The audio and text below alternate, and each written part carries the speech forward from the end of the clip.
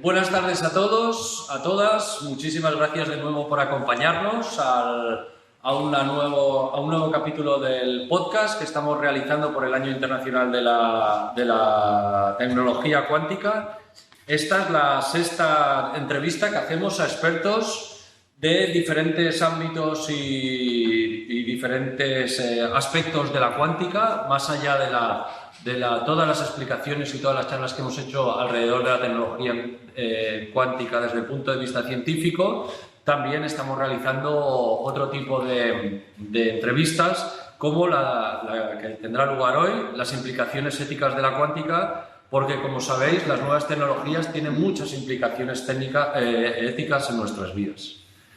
El avance acelerado de las tecnologías cuánticas, que abarcan la computación cuántica o la comunicación cuántica, promete una transformación radical en sectores tan diversos como la ciberseguridad, la medicina, las finanzas y la ciencia de materiales. Este salto tecnológico, sin embargo, trasciende la mera proeza técnica para introducir interrogantes éticos y filosóficos de profundo calado, cuya atención y abordaje proactivo resultan imperativos.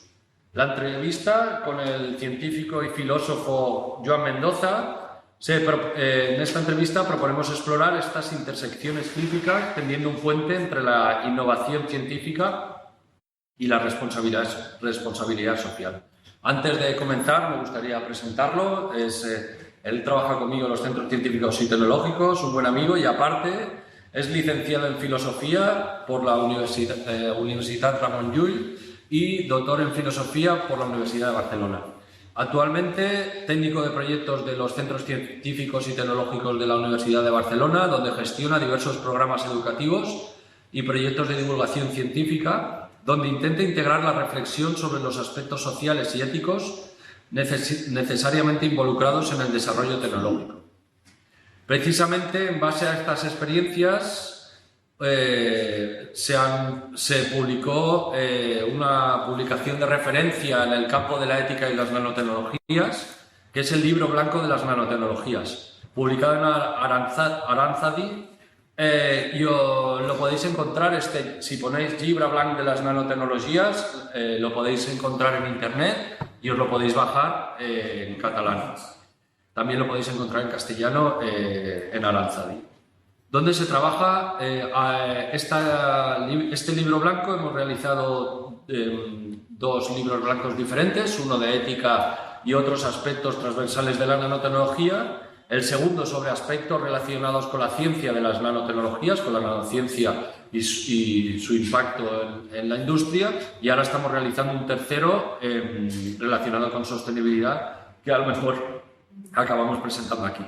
También es profesor sustituto de Filosofía en la UNED, en los grados de Historia del Arte y Geografía e Historia, y en los últimos años ha participado como colaborador docente en programas de máster de la Universidad de Barcelona, el máster de Bioética y Derecho, y de otras universidades en asignaturas que tratan la repercusión de las nuevas tecnologías en la sociedad actual.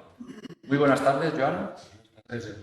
Y ya para comenzar, he hablado, ¿no?, que has participado en diversos proyectos de divulgación, de educación, sobre todo relacionados con las nanotecnologías, y mi primera pregunta para explorar, para ver lo que nos mostrarás hoy, ¿qué te atrae de poner este pensamiento filosófico en diálogo con la ciencia?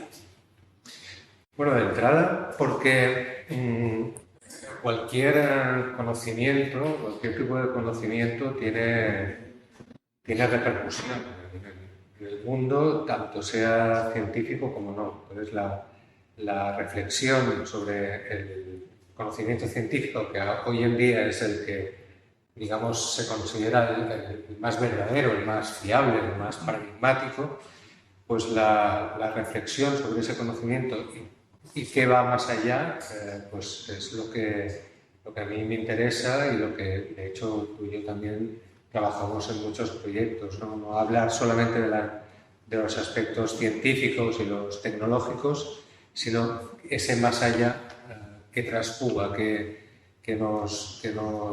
cómo nos afecta. De hecho, todas las las ciencias, por muy abstractas o puras que parezcan, también tienen esa repercusión en nosotros, en la vida cotidiana y en muchos aspectos. Para poner de nuevo, ¿no? Decir esto, poner un poco de contexto, la tecnología cuántica, la cuántica en general, trata sobre un mundo muy pequeño, un mundo atómico en donde la materia no se comporta como siguiendo las reglas de nuestro mundo macro, tiene sus propias reglas, ¿no? Esta mecánica cuántica que se compuso justo hace 100 años. Pero antes de entrar en la cuántica, me gustaría hablar de otro conjunto de tecnologías que también se mueven en tamaños muy pequeños, un poquito más grandes, que son las nanotecnologías, porque es sobre todo donde Joan ha trabajado todos estos aspectos éticos. Y me gustaría un poco, para que explicaras al público, ¿no? ¿La nanotecnología qué es? ¿De qué hablamos realmente? ¿Una disciplina, una técnica, una revolución? ¿Cómo crees que esta tecnología, que es extensiva a otras tecnologías como la cuántica, puede afectar o ya está afectando en nuestra vida cotidiana? Bueno, la definición de nanotecnología es un poco arbitraria en el fondo. De hecho, al ser una tecnología, una ciencia que revierte en una tecnología, ¿no? La nanociencia, también se le podría llamar, pues digamos que la arbitrariedad o lo que se ha consensuado es que es la manipulación de la materia alrededor de los 100 nanómetros hacia abajo. Puede haber un cierto margen.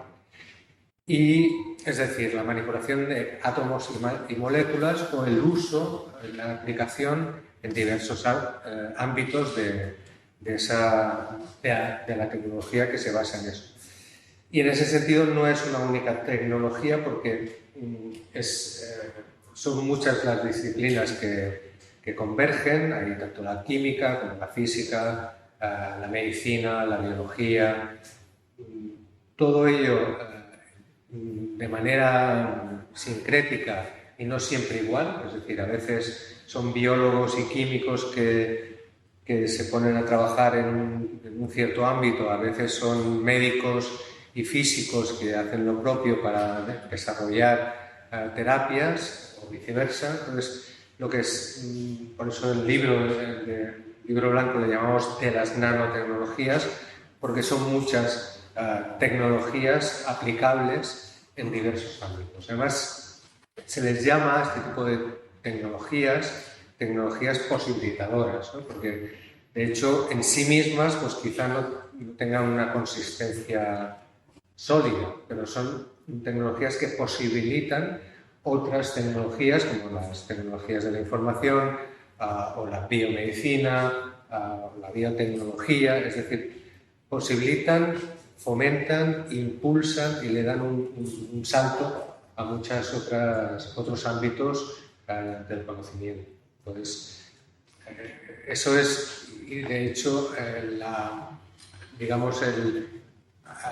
algo muy característico que quizá llegaremos pronto es que ese ir hacia lo microscópico, hacia lo nano, tiene mucho que ver con la cuántica, es decir, con las propiedades que tienen los materiales en la escala nanométrica. Sí, ahora llegaremos a eso, pero antes de nada, ¿no? Para concluir esta primera introducción a cómo has trabajado en la ética en las nuevas tecnologías, muchas de tus reflexiones giran en torno a la responsabilidad ética.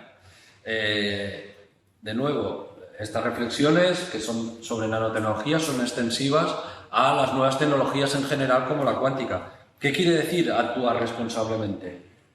La responsabilidad es un concepto muy fácil, lo usamos muy a menudo, incluso a los niños, ¿no? Ser responsable de lo que tienes entre manos, ¿no? De hecho, lo importante en las ciencias aplicadas, en las tecnologías, la ciencia convertida en tecnología, la responsabilidad no recae sobre los científicos. De hecho, por eso, en cierta medida, yo no soy físico, tampoco, aunque es químico y sabes mucho de cuántica, pero nosotros podemos reflexionar, debemos reflexionar, debemos ser corresponsables de cualquier tipo de desarrollo tecnológico, especialmente si es tan potente como lo que tiene que ver con la cuántica o la propia nanotecnología, pues tiene repercusión en muchos ámbitos,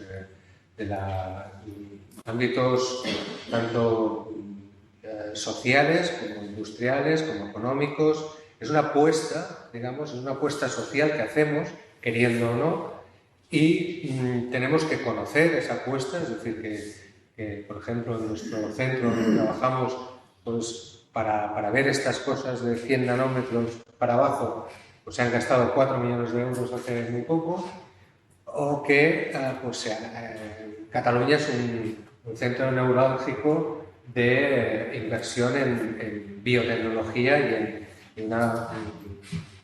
un referente a nivel mundial en eso, ¿no? Entonces eso, como es una apuesta social, nosotros, yo creo, debemos conocerla y tener una mirada crítica sobre ello y en la medida que se pueda decidir o al menos opinar sobre hacia dónde va eso. Digamos que esa es la visión de la responsabilidad que entiendo que tenemos sobre eso.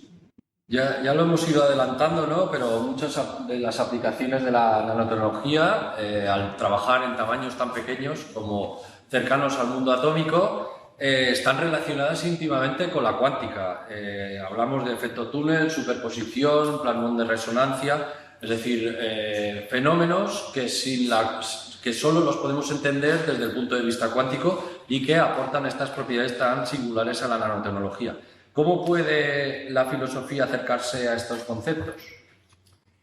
Claro, la filosofía se preocupa un poco por todo, demasiadas veces. Pero lo que quiere la filosofía, que me pasa también en la ciencia, dentro hay subdisciplinas, hay especializaciones, pero en general la filosofía lo que quiere es entender el mundo y a nosotros en él. Entonces, el entender el mundo a través lo que hace la ciencia como conocimiento, digamos, de referencia y más sólido aparentemente, es dar una visión del mundo, una visión determinada y que nos condiciona. Entonces, la filosofía en el ámbito de reflexión sobre la ciencia, lo que hace es pues decir, bueno, la física cuántica, por ejemplo, pues tiene una visión, aporta una visión del mundo y nosotros debemos tener una reflexión sobre qué implica esa visión, ¿no? Y la visión del mundo de la ciencia no es la única, es decir, tenemos... De hecho, nosotros cotidianamente no vamos con una visión científica por el mundo, funcionamos sin eso. Pero la visión del mundo a través del conocimiento, digamos, establecido, condiciona suficientemente como para tener atención a eso y pensar cuál es la manera, al menos entender en la manera en que eso nos condiciona y hacia dónde vamos. La visión del mundo, la cosmovisión, que diríamos de manera más específica dentro del mundo de la filosofía, la cosmovisión que tenemos es aquella visión del mundo que nos proporciona todo aquello, ese bagaje epistemológico, ¿no? De conocimiento social, experiencial, y nuestra experiencia del mundo pues, no cambiará, por mucho que nos digan que tiene una sustancia, es cuántica, la visión cuántica, eso no nos cambiará la visión del mundo, pero sí que tiene una repercusión más allá de lo que el propio conocimiento estrictamente científico establece. Sí, un poco estirando esta respuesta, es decir, filósofos y científicos quieren entender el mundo que los rodea, ¿no? Desde diferentes visiones. ¿Significa que los grandes centros de ciencia tendrían que tener algún filósofo para poder tener debates sobre las implicaciones las implicaciones éticas de la ciencia que desarrollan, y eso haría que a lo mejor los científicos vieran un poco diferente, ¿no? Su trabajo y estas implicaciones que tienen en nuestras vidas. Bueno, sí, o sea... ¿O existe algún centro que tenga esas características? Lo que existen son, pasa en las universidades, que hay estudios, ahora por ejemplo se hacen grados universitarios donde intervienen pues, diferentes disciplinas de tipo humanístico, social y científico. Eso se tiende hacia ahí. ¿Por qué? Porque provenimos de una visión del conocimiento especializado, fragmentado, donde las ciencias y las humanidades, incluso las ciencias sociales, van compartimentadas, y entonces justamente la manera de hacer ciencia ahora es hacerla de manera colaborativa, interdisciplinar, que se llama ahora, ¿no? Y esta manera de hacer multidisciplinar hace reflexionar más sobre esto mismo que hemos comentado antes, ¿no? Sobre el más allá del mero tecnicismo, el mero conocimiento científico que no es neutral. ¿Sería conveniente? Sí, esto a nivel universitario pasa mucho, por ejemplo, en Latinoamérica. ¿Pero por qué? Porque las universidades hay muchas universidades de tipo cristiano o que tienen una influencia religiosa importante. Entonces, estas asignaturas de tipo transversal, que a veces pueden tener un componente adoctrinador, existen. En nuestras universidades no se da tanto. Por ejemplo, en la Facultad de Medicina sí que hay las asignaturas vinculadas a la bioética, porque son cosas que sí, que se da. Evidentemente son urgentes que atender, y la bioética es un ejemplo de eso, pero más allá de allí no se da porque esta manera de entender el conocimiento de manera compartimentada y especializada no lo permite. Entonces, lo que sí que es interesante es buscar esos espacios de diálogo, que eso no quita que el filósofo, el sociólogo o el jurista o el químico, cada uno tenga su ámbito de especialización, pero sí que existan esos espacios de diálogo. Es interesante. No sé si en forma de centro, quizás sería demasiado, pero sí en ámbitos concretos para trabajar también cosas concretas. Uno de los paradigmas, ¿no?, que hace tan difícil entender la cuántica es el hecho de que un observador puede afectar a la medida. Es decir, si un tren sale de una estación 1 a una estación 2, sabemos su velocidad, sabemos en la posición en todo momento, cuándo llegará, etcétera, etcétera. En el mundo cuántico, el observador puede afectar a esta medida. Es una cosa un poco contraintuitiva. ¿Cómo impacta esta noción en nuestra concepción de la objetividad? Y éticamente, ¿qué responsabilidades adicionales podría implicar para el observador o el científico este concepto tan cuántico? Sí, o sea, aquí hay una cosa interesante. Bueno, nosotros, no sé si lo sabéis, pero los dos trabajamos en un centro donde justamente trabajamos con microscopios de efecto túnel en su caso. Y yo he trabajado muchos años en microscopía de transmisión electrónica, es decir, trabajar con electrones y él con ese efecto túnel, que son propiedades cuánticas. Y de hecho, esto de la observación en la medida se refiere al mundo micro, es decir, para entender la cuántica hay que entender que aquí se separan el mundo macro en el que estamos y el mundo microscópico. En el mundo microscópico, en el que nosotros hemos trabajado y trabajamos a veces, se dan cosas, se dan efectos que no se dan en el mundo macroscópico. Al menos hasta ahora no se sabe que se den.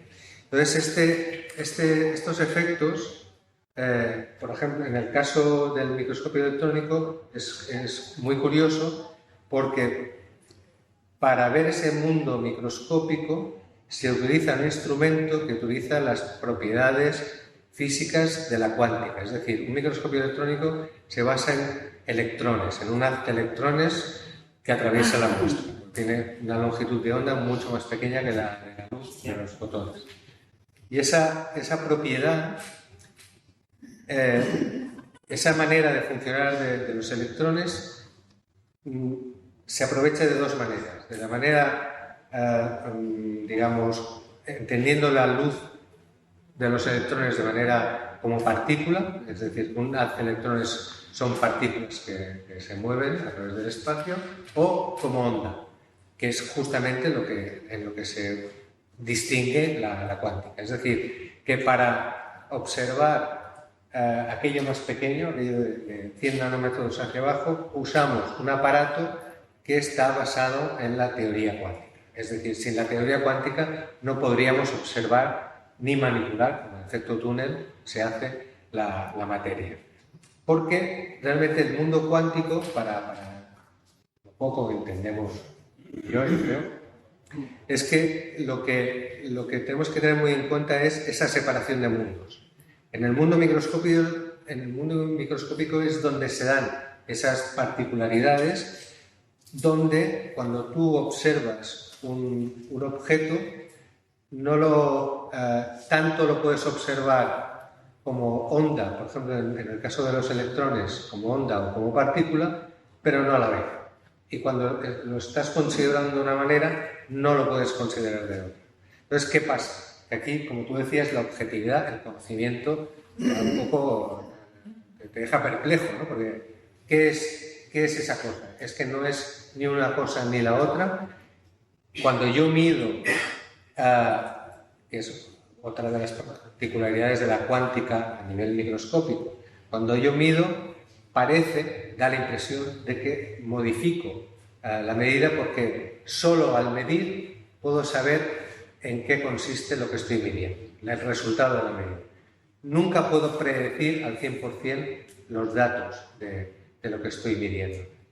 Y esto choca con la física newtoniana, donde tú sí que puedes hacer predicciones. Pues tú, aplicando las fórmulas, los formalismos de la física de Newton, pues tú puedes plantearte una serie de cosas y llegar a unos resultados predecibles. Pero en el caso de la cuántica, a nivel microscópico, que es de lo que se ocupa, lo que ocurre es que todo es probabilístico de un lado, y luego la observación, la medida, puede, y de hecho afecta al resultado. Esta es la...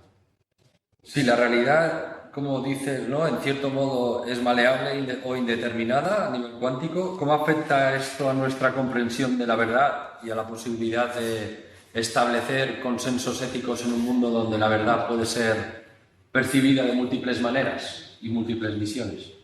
Claro, esto hay mucha gente que se ocupa, ¿no?, tanto desde la filosofía como desde otros ámbitos, esta indeterminación del resultado del conocimiento, ¿no? Tener esa certeza, que de hecho hace muchos años, antes de la cuántica, ya teníamos esa crisis del conocimiento de saber qué es lo verdadero y qué no, y incluso algo que la cuántica, digamos, tiene interesante, para mí en concreto por mi bagaje académico, es el plantearte que el sujeto puede tener un papel muy activo en el conocimiento, y que la distinción entre sujeto y objeto es una distinción ya casi, digamos, obsoleta. La distinción cartesiana, en la que tú ves una representación de la realidad y tú como sujeto te la planteas y la captas, eso hace mucho tiempo que se ha reformulado en la filosofía desde hace muchos años, con la fenomenología de Husserl, el existencialismo de Heidegger, todo eso de que exista un sujeto y objeto, por ejemplo, en la fenomenología existencialista no existe. Lo que existe es un Dasein, que se llama en fenomenología, un ser en el mundo, es decir, un ser humano que está lanzado al mundo, y que en ese estar lanzado es cómo interactúa y lo conoce. No es que esté separado en cuanto yo voy. La física cuántica, en cierta medida, parece dar a entender eso, que solo es cuando yo atiendo a mi experimento, a mi medida, parece que es cuando ocurre. Y ahí está, digamos, ese interés que puede generar dentro de la filosofía, esa indeterminación por un lado y esa dependencia del observador por otro. Hemos estado hablando un poco alrededor de la interpretación, ¿no?, de cuántica, la medida cuántica, etcétera, etcétera, pero la cuántica actualmente supone una revolución porque comienza a darnos la posibilidad de nuevas aplicaciones que hasta ahora no existían. La cuántica tiene ya muchas aplicaciones, hemos hablado que el láser, el GPS o demás son, pero ahora ya hay nuevas, y estas nuevas tienen unas grandes implicaciones en seguridad, en información o en gobernanza, y aquí la ética tiene mucho que decir. La primera pregunta sobre esta parte, ¿no?, relacionada con la seguridad cuántica, la criptografía cuántica promete una seguridad sin precedentes. Sin embargo, ¿qué dilemas éticos surgen al pensar en la posibilidad de sistemas de comunicación absolutamente inquebrantables, o gente que tiene la posibilidad de controlar la criptografía y, por tanto, quebrantar los actuales sistemas de seguridad? ¿Podría eso paradójicamente dificultar la rendición de cuentas o el control en ciertos escenarios? Sí, la gobernanza es justo como hemos empezado, el tema de la corresponsabilidad. Es decir, por eso es necesario que cuando se desarrollan nuevas tecnologías se haga esa rendición de cuentas. Es decir, que siempre se pueden explicar las cosas de una manera más o menos entendibles. No hace falta que seamos expertos en todo, porque si no, no daríamos abasto. Entonces, la gobernanza pasa por la corresponsabilidad, es decir, ¿cómo se puede gobernar el desarrollo de una nueva tecnología? Pues en la medida en que nosotros le damos el sentido que nosotros queremos. Es decir, cuando tenemos la posibilidad de orientar la tecnología de alguna manera, es decir, de darle el sentido que a nosotros, acompasarlo con nuestras necesidades, es decir, que no desde gobiernos multinacionales, empresarios multimillonarios que gobiernan el mundo, nos digan la tecnología qué ha de ser y qué ha de controlar, pues en eso precisamente consiste la corresponsabilidad, es decir, en nosotros participar de las decisiones y de orientar a nuestras necesidades la tecnología. Entonces, lo que haga la cuántica en criptografía, seguridad y gobernanza, seguro que tiene mucho sentido pues, para los gobiernos, los bancos, por ejemplo, para nuestra propia seguridad a nivel de transacciones, pero la fiscalización es necesaria por la ciudadanía para que realmente, como mínimo, estemos al tanto de lo que se hace y, en la medida de lo posible, que quien la desarrolle, sobre todo con fondos públicos, que es, por ejemplo, en nuestro caso, ¿no? En nuestra universidad se trabaja en cuántica, en nanotecnología, en tecnologías de la información, pero con recursos que pagamos entre todos. Entonces, esa fiscalización es importante para orientar adecuadamente y acompasar con las necesidades de la sociedad. Has señalado que la innovación tecnológica, especialmente en las TIC y la cuántica, a menudo supera el desarrollo de marcos morales sólidos. ¿Cómo podemos cerrar esta brecha entre lo posible y lo permisible? ¿Y qué papel juega la filosofía en la creación de una ética que sea tan dinámica y adaptable como la propia tecnología? Ahora se hace difícil hablar de un marco moral sólido. Es decir, digamos, lo que con respecto a las nuevas tecnologías y la manera de asumirlas y de aplicarlas, ¿cuál sería el mejor marco moral? Pues digamos que dentro de la filosofía quizá para mí el más adecuado es el de una ética deliberativa, es decir, no atender a éticas que están consolidadas a base de reflexiones venidas de Aristóteles, de Kant o de San Agustín, sino de éticas que se fundamentan en la discusión sobre cómo entendemos el mundo, nuestras relaciones sociales, y a partir de eso establecer las reglas del juego, ¿no? Las tecnologías cuánticas, las tecnologías de la información nos presentan retos, pero que son los mismos que teníamos anteriormente, intensificados quizá en algunos aspectos, es decir, más potentes, los mismos retos, pero más agudos, digamos. Entonces, la distribución de la riqueza, por ejemplo, el que la tecnología de la información está muy bien, pero no la tiene todo el mundo, no todo el mundo tiene acceso a las tecnologías de información, incluso aquí en el primer mundo, por llamarlo así.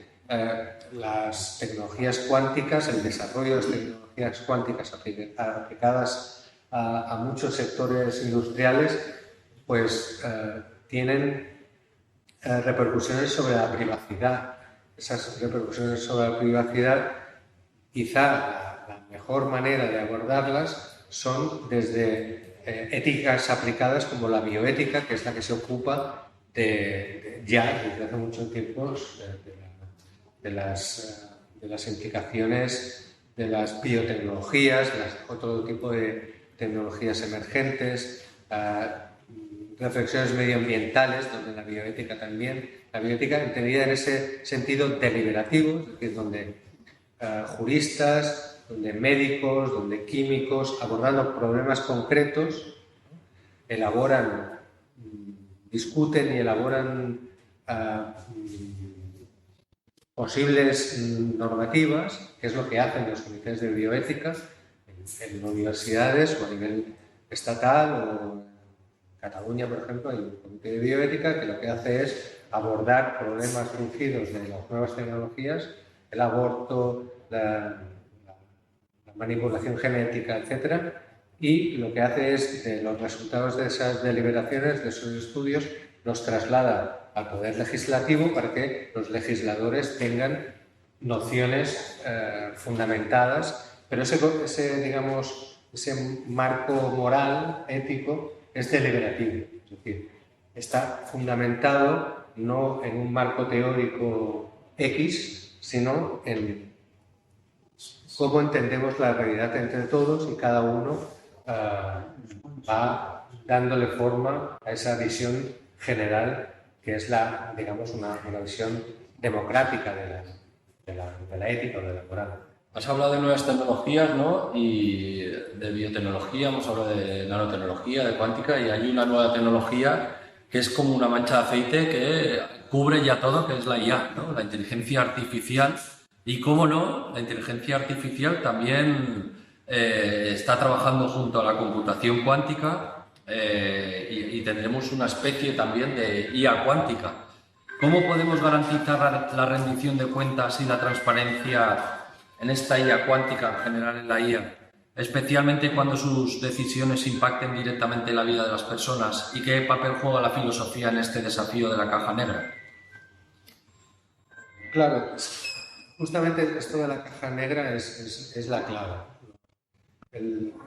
Que es algo no muy nuevo, es decir, nosotros ya los que tenemos cierta edad ya nos estamos acostumbrando a asumir tecnologías, ¿no? Móvil o dispositivos varios y no entenderlas. Es decir, en los años 60 te explicaban que era un televisor y más o menos podías entenderlo, ¿no? Un tubo de rayos catódicos, bueno, pero ahora un móvil o una tablet o un satélite o cualquier tipo de otra tecnología, eso nos supera, es una especie de caja negra que es preocupante en el sentido en que nosotros necesitamos tener el control mínimo para dar seguimiento a lo que desarrollamos entre todos. Es decir, nos tenemos que plantear no aquello de, mira, han inventado eso, ahora tenemos que ir con este dispositivo, ahora se paga con este otro sistema. No, es decir, yo creo que la clave está en que los ciudadanos tengamos esa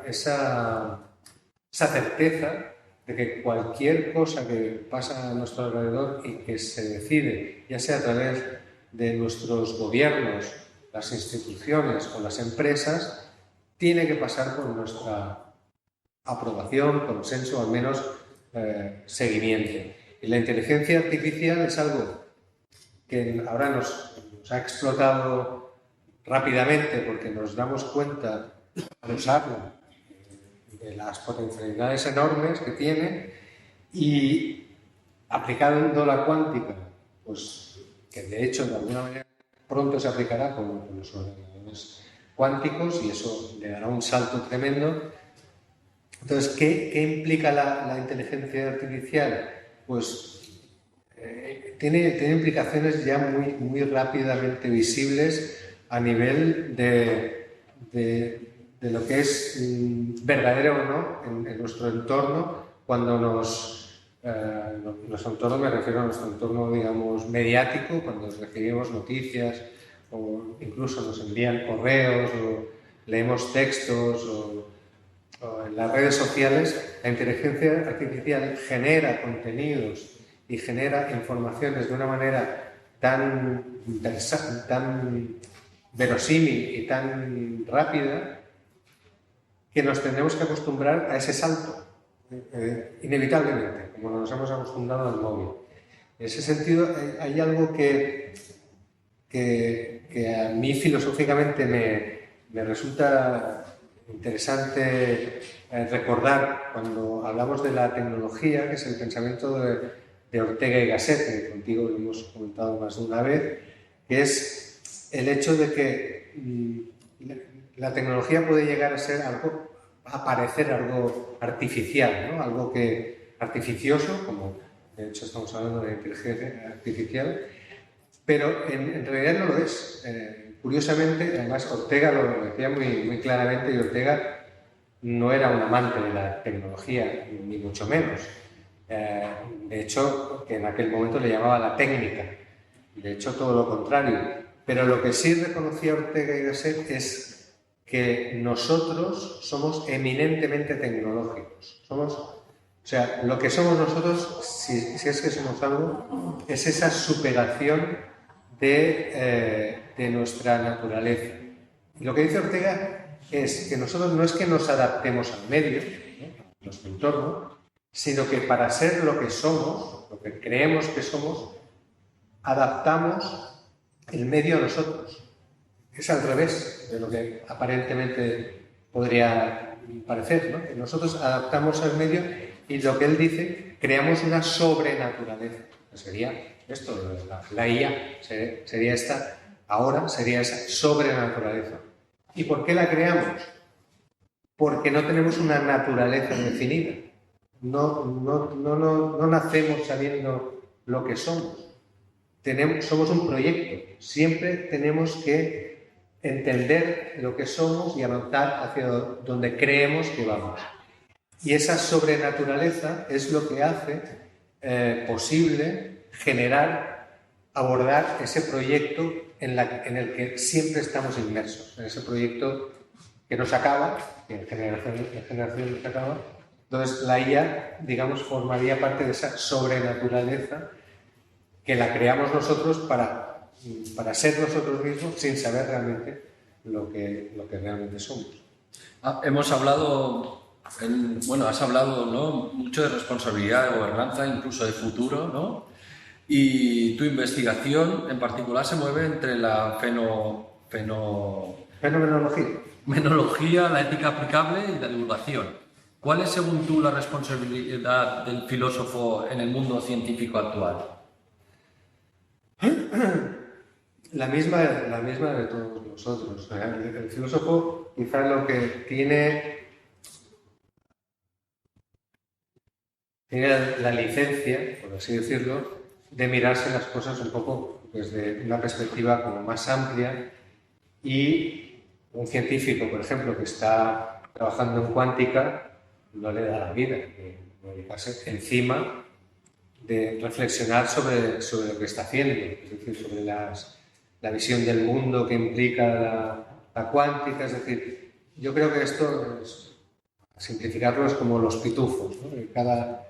Dentro de una comunidad, cada pitufo tiene su papel, ¿no? Entonces, el pitufo filósofo, digamos, hay el pitufo científico, cada pitufo tiene su papel, más o menos vocacional, más o menos. Entonces, esa visión del filósofo es necesaria, pero es una inclinación natural que tenemos todos. Todo el mundo tenemos esa inclinación a reflexionar sobre nuestro entorno, sobre qué pasa, hacia dónde vamos, cuál es el sentido de nuestras acciones, cuáles son las acciones mejores y las peores, qué repercusiones tienen, cuál es la mejor manera de abordar el conocimiento, qué conocimiento es el más sólido, hacia dónde tiene que ir. Bueno, pues entonces ese tipo de cuestiones, un científico o cualquiera de nosotros que tiene una dedicación que no es académica, pues no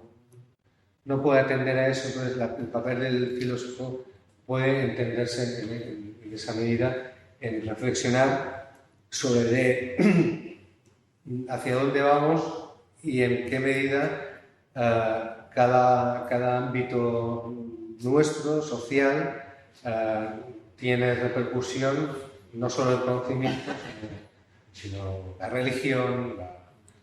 Entonces, el tema concreto de la fenomenología a mí me resulta especialmente interesante por lo que os comentaba antes, de que no parte la fenomenología de una manera muy sencilla, y no es realmente así.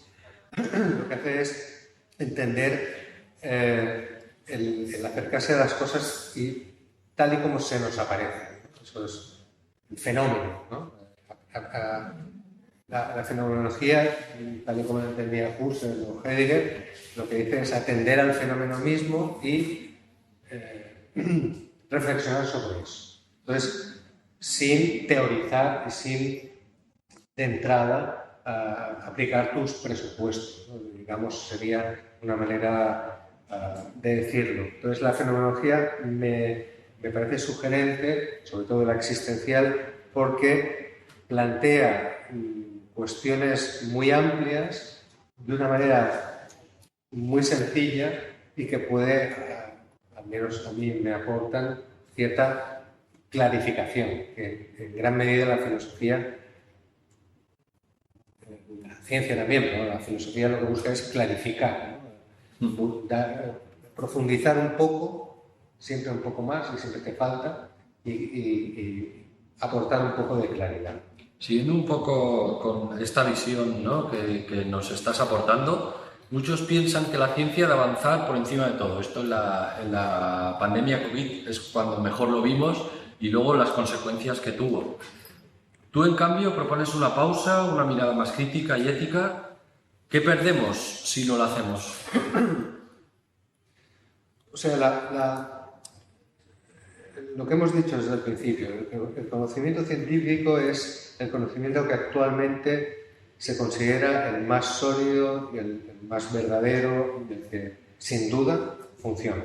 Es decir, tú, cuando tienes un cáncer de lo que sea, no le vas a preguntar al filósofo que vas a hacer, no, tú vas al oncólogo, y el oncólogo pues tiene las herramientas, los conocimientos para abordar esa temática. El conocimiento científico tiene esa virtud, pero no todas las virtudes, es decir, no cubre todas los ámbitos de la experiencia humana, de lo que somos. Entonces, que se ha de hacer ciencia, eso es algo que dentro de la divulgación científica se dice mucho, ¿no? Hay que hacer ciencia, sí, se hace mucha ciencia, bien hecha, pero sobre todo orientada con sentido. Es decir, que no se ha de hacer ciencia en todas las direcciones, en todo momento, sobre todo la aplicada. La teórica, por supuesto, matemática, la física, cualquier tipo de ciencia, digamos, abstracta, no aplicada, pues eso quizá no genera ninguna problemática. Pero la ciencia que tiene una aplicación muy directa, que revierte en tecnología y en desarrollos que nos afectan, por ejemplo, la cuántica aplicada a la IA, que hemos hablado hace un momento, ahí sí que hay que parar un momento y ver hacia dónde vamos. No quiere decir parar, sino reflexionar cuál es la mejor dirección, porque si no las decisiones las tomarán otros, ¿no? De hecho ya las toman. La IA no ha surgido un referéndum de ningún país. Y volviendo, ¿no?, que ya lo acabas de decir, ¿no?, a la investigación cuántica, por su complejidad y su potencial transformador, a menudo se desarrolla en círculos muy especializados. Eso lo hemos estado aprendiendo en estas sesiones. ¿Cómo podemos asegurar que el desarrollo de estas tecnologías se realice con la debida supervisión ética y que la sociedad en general esté informada y participe en el debate sobre sus implicaciones? Es el kit de la cuestión, es decir, esa corresponsabilidad que vamos reiterando pasa por estar informados y no solo. Es decir, esto es sencillo de entender en una comunidad pequeña, una familia, el padre de familia, una madre, dice, hemos decidido que tú vas a una escuela de pago, no sé qué, y bueno, de acuerdo, estás informado, pero eso no es la cuestión, ¿no? Entonces, las decisiones sobre las cuestiones relevantes, no solo económicas, que sí, que es ingente la cantidad de dinero que dedicamos, solo con eso, digamos, solo la repercusión económica ya debería ser una cuestión de país. Es decir, ¿por qué nosotros dedicamos un X dinero, Producto Interior Bruto, a una cierta investigación, que quizás esa investigación pueda llegar a tener desarrollos militares, por ejemplo? Ahora están, a nivel político se sabe pues, que el gran público quizá no lo sabíamos, pero se venden armas a determinados países. Bueno, eso puede pasar, incluso la población puede estar de acuerdo, pero ha de estar informada previamente a que se desarrollen ese tipo de políticas, ¿no? Pues la política científica debe tener unas estructuras que permitan ese diálogo, ¿no? Actualmente, la manera de funcionar de los científicos, vosotros seguro que lo sabéis, en ciencias experimentales, especialmente, el filósofo nada, solo necesita un bolo, personalmente. Pero en ciencias experimentales lo que se necesitan es mucho dinero. Ese mucho dinero se pide al Ministerio, en nuestro caso, o se pide a Europa. Y en Europa tienen unos criterios, y en el Ministerio también. ¿Quién decide esos criterios? ¿Cómo se conforman los comités que evalúan los proyectos de investigación? Pues en ese tipo de estructuras es donde se pueden ejercer algún tipo de incidencia, de posibilidad de que se reflexionen sobre determinadas cosas en nanociencia, en nanotecnología. A nivel europeo, eso lo explicamos muchas veces nosotros, desde el año 2007-2008 en Europa se generaron códigos de conducta de cómo se debían de aplicar el desarrollo nanotecnológico. En IA, es decir, que ya preventivamente, y se hizo por otra razón, yo creo, se hizo porque con los transgénicos se generó mucho rechazo social. Entonces, como con las nanotecnologías había la sospecha que no se implementarían bien socialmente, se hicieron esos programas para dar una sensación de que se evaluaban todos los pros y los contras a la hora de implementar la nanotecnología. Con la IA, pero eso está bien, aunque fuera por un interés diferente. Con la IA debería ser lo mismo, es decir, antes de innovar incluso, o cuando se está empezando a innovar, reflexionar sobre ello y generar las estructuras dentro de la política científica para que eso se lleve a cabo acompasado con nuestras necesidades sociales. La cuántica da para muchos debates. Por ejemplo, ¿no? La actual interpretación de la mecánica cuántica se basa en una interpretación determinada, que es la interpretación de Copenhague, pero hay otras. Da para mucho. ¿Qué conexiones ves entre esta visión cuántica del mundo, estas interpretaciones, y las grandes preguntas filosóficas sobre la naturaleza, el conocimiento y el sujeto? Lo hemos comentado un poco antes. Perdón, la cuántica, lo que es decir, para decirlo diferente, los científicos en general, y nosotros en general, tenemos una visión newtoniana del mundo y del conocimiento. Causa-efecto, leyes universales que se aplican en todos los ámbitos. Pero la cuántica lo que supuso, y le pasó a Einstein, ¿no? Cuando, no con la interpretación de Copenhague también, pero con otras interpretaciones que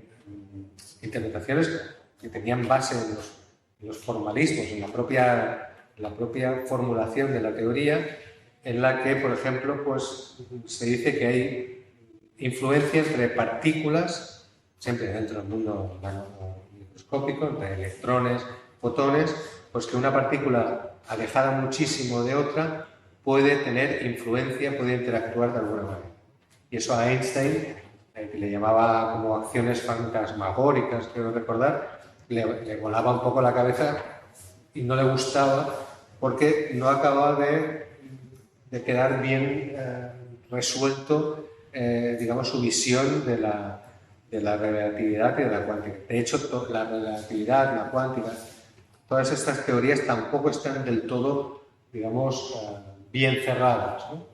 Y por eso las interpretaciones de la cuántica son sugestivas a pensar en esa visión. Lo que hemos hablado antes de la visión del observador, si condiciona a la realidad objetiva o no, pues es una cuestión que se lleva planteando en filosofía desde hace 100 años, incluso desde Descartes, que se planteaba si veía o no una realidad objetiva dentro de él o no, estaba fuera.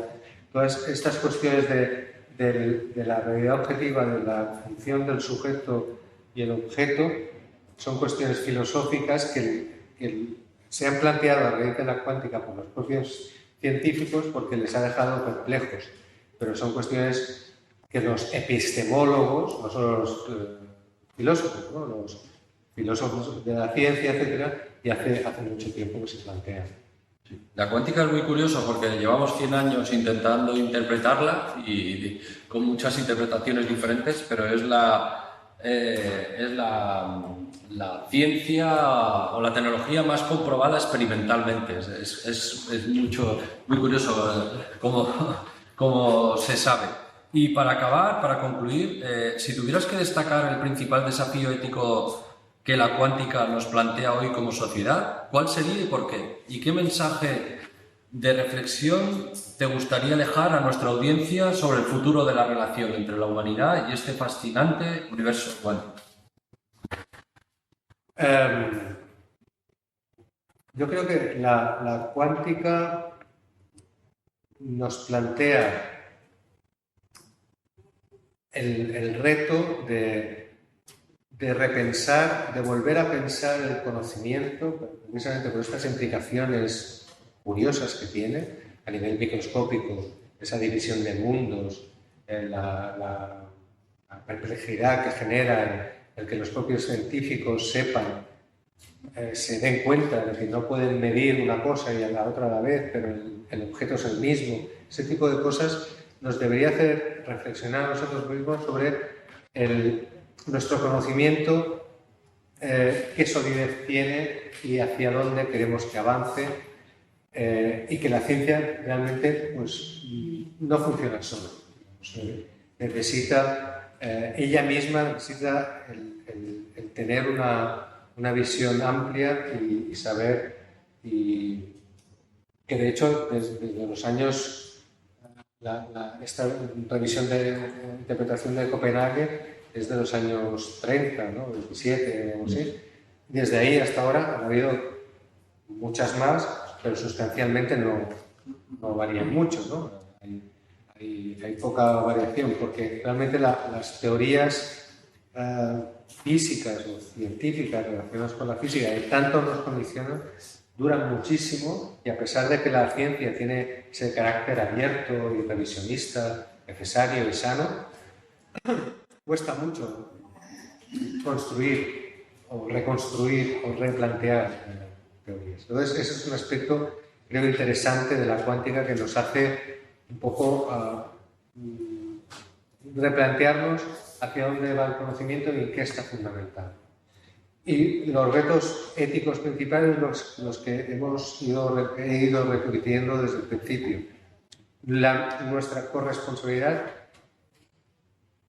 y la necesidad de exigirla siempre. Es decir, que nosotros tenemos la obligación de pedir siempre a nuestros científicos, a nuestros políticos, como hacemos con nuestros políticos, lo mismo que nuestros científicos, que rindan cuentas de lo que hacen, cómo lo hacen y hacia dónde va eso. Para nosotros también tener la oportunidad de decir hacia dónde queremos orientar nuestra vida. Es decir, en definitiva, los desarrollos tecnológicos tienen que ir acompasados con la vida, con la nuestra, con la sociedad que tenemos actualmente. Y eso es básicamente. Pues muchísimas gracias, ha sido un auténtico placer escucharte y escuchar tus reflexiones, que tendrían que ser más comunes al desarrollo tecnológico, a las charlas científicas, que estas reflexiones filosóficas estuvieran mucho más presentes. Nos has brindado, ¿no?, a todos una perspectiva crucial ante los desafíos éticos que nos presentan la cuántica, también extensivo a las nuevas tecnologías. Y recordándonos que el avance científico siempre debe ir de la mano de una profunda reflexión sobre sus implicaciones para todos nosotros, para la humanidad en general. Muchas gracias por tu tiempo y por compartir todos tus conocimientos con nosotros. Gracias.